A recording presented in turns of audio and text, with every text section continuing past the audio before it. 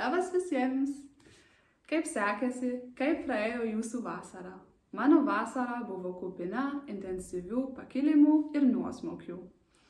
Įgavau patirties, praradau žmonių, bet renkuosi susikoncentruoti į teigiamus gyvenimo dalykus, nes mano gyvenime man pasisekė turėti daugiau džiaugsmo nei skausmo.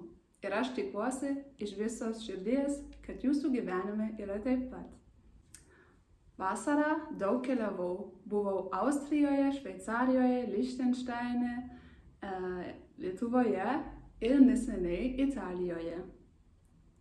Bandau pagerinti savo kalbos įgūdžius, dėl to mėnesį praleidau Vilniaus universitete B2 C1 kursuose. Jei jūs domina, kaip man sekėsi, galite pažiūrėti 4 mano kurtus vaizdo įrašus apie šią patirtį. Šiuo metu planas buvo skirti kuo daugiau laiko lietuvių kalbai, bet dėja personalo skyrius darbe neatsiklausęs mane užregistravau į liuksemburgiečių kalbos kursus, nors ši kalba man labai lengva, gaištu laiką ruošdama namų darbus ir sėdėdama klasėje. Todėl teko šiek tiek pertvarkyti ir savo lietuvių kalbos mokymąsi. Bet nieko. Iš Vilniaus universiteto gautas diplomas nėra oficialus kalbos pažymėjimas, o tik dalyvavimo patvirtinimas. Dėl to rugpjūčio mėnesį laikiau NŠA valstybinį B1 testą. Ir B2 testą galėjau iškart rugsėjo padaryti, laikyti, bet aš nebuvau tikra, ar išlaikyčiau kalbėjimo dalį. Ir taip, nes Vilniaus universitete mes daugiau dėmesio skiriame gramatikai, o nelabai kalbėjimo mokėjimui. Ir taip, aš neabejoju, kad rašytinę dalį išlaikyčiau, bet aš nenorėjau prisidaryti gėdos prieš egzaminuotoją kalbėjimo dalies metu. Dėl to laikysiu B2 egzaminą kitų metų. Taigi, ar man buvo sunku išlaikyti B1 egzaminą? Nelabai, nes Vilniaus universitete mano lygis buvo tarp B2 ir C1, dėl to B1 egzaminas buvo šiek tiek lengvas, bet aš ir norėjau sužinoti, kaip vyksta tokio tipo egzaminą. B1 egzamino pratimai buvo šiek tiek keisti.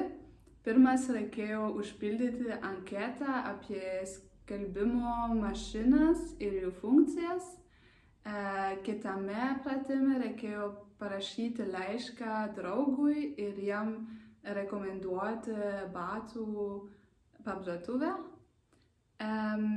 Taip pat buvo gramatikos pratimai, kuriuose turėjau pasirinkti tinkamą linksnį, prielinksnį, priešdėlį, veiksmažodžiams ir panašiai. Kalbėjimo metu turėjau atsakyti į pagrindinius klausimus apie save, kodėl mokausi lietuvių kalbos, kokie yra mano mokymosi metodai, ar mokausi savarankiškai arba su mokytojais, kokia yra mano mokymosi kelionė ir kodėl noriu išlaikyti tą egzaminą.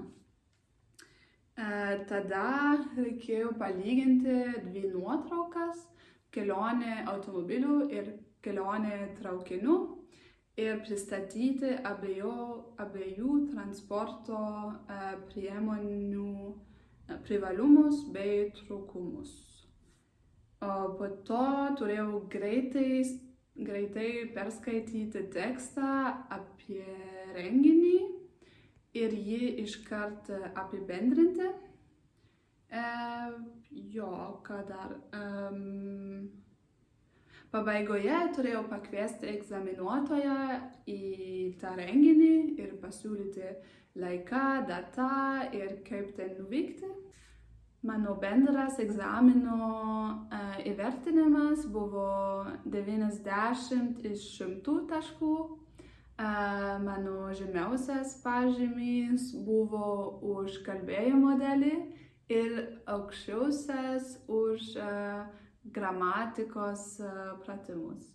Šiuo metu dalyvauju lietuvių kalbos kursuose antradieniais ir liuksemburgiečių kalbos kursuose pirmadieniais. Kartas nuo karto ir dalyvauju kalbėjimo grupėje, kurioje reikia rasti argumentų už ir prieš tam tikrą teiginį. Ir man labai patinka tokio tipo pratimai, nes tai verčia mus rasti argumentų prieštaraujančių mūsų pačių nuomonei. Ir tai gali būti tikras iššūkis. Taip pat dar kartą skaitau ir analizuoju knygą Mažasis princas. Ir kartą jau buvau ją pradėjusi, bet taip ir nebaigiau. Tikiuosi, kad šį kartą perskaitysiu iki galo. Taip pat neseniai pradėjau korepetitoriauti vokiečių ir anglų kalbomis vaikams. Ir pažiūrėsime, ar man tai toliau gerai seksis.